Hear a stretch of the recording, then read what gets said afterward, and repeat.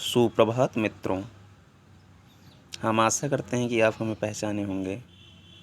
मैं Lokesh Pandey, Lokesh educational themes की ओर से आज आपको हिंदी व्याकरण के बहुत ही मनोरम्य शीर्षक रस को कुछ समझने और समझाने का प्रयत्न करूंगा।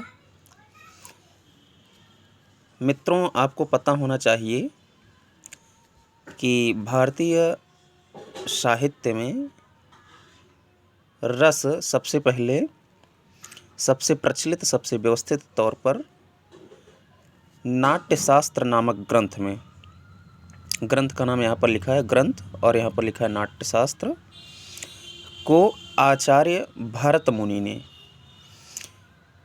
रचयिता का नाम लिखा है भरत मुनि और समय निर्धारित नहीं है। समय लगभग ईसा की पहली अथवा तृतीय शताब्दी के आसपास माना जाता है। अगली बात, साहित्य में इसका स्थान क्या है? कहते हैं कि ये बहुत ही प्रशंसित अथवा सबसे ज़्यादा प्रचलित है। मित्रों, परिभाषा की अगर बात की जाए रस के परिभाषा की, तो परिभाषा है विभावानुभव व्यभिचारी संयोगाद्र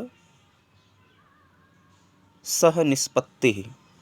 पुनः एक बार, विभावानुभाव व्यभिचारी संयोगाद रस निष्पत्ति। इस परिभाषा की भावार्थ को यदि हम समझें तो विभाव, अनुभव और व्यभिचारी भाव के संयोग से रस की निष्पत्ति होती है। अर्थात कोई भी ऐसा साहित्य, कोई भी ऐसा काव्य जिसमें विभाव, अनुभव और व्यभिचारी भाव का संलिपन हो, अर्थात समाहन हो, वहाँ पर रस की निष्पत्ति होती है, वहाँ पर रस प्राप्त होता है।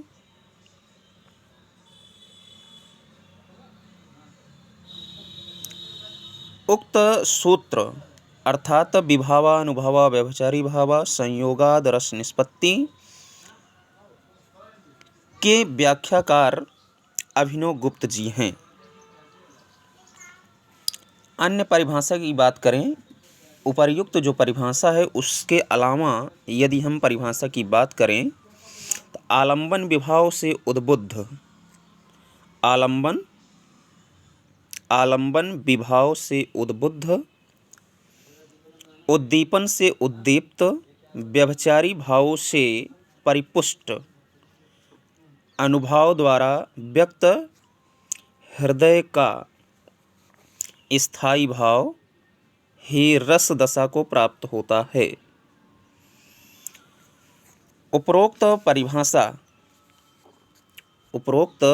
परिभाषा आचार्य मम्मट के द्वारा दिया गया था। और जिस ग्रंथ में दिया गया था, संबंधित ग्रंथ की बात है, जो ओ काव्य प्रकाश है। अर्थात मम्मट जी का जो ग्रंथ है ओ काव्य प्रकाश नाम से प्रसिद्ध है। अन्य साधारण एक परिभाषा रस की देखेंगे।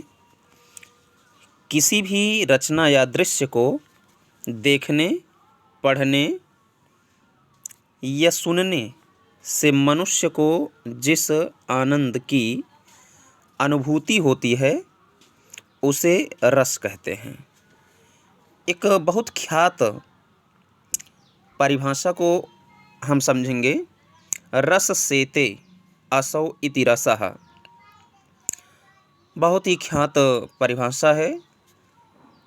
हम आशा करते हैं हमारे द्वारा बताई गई बातें आपको समझ में आई होंगी।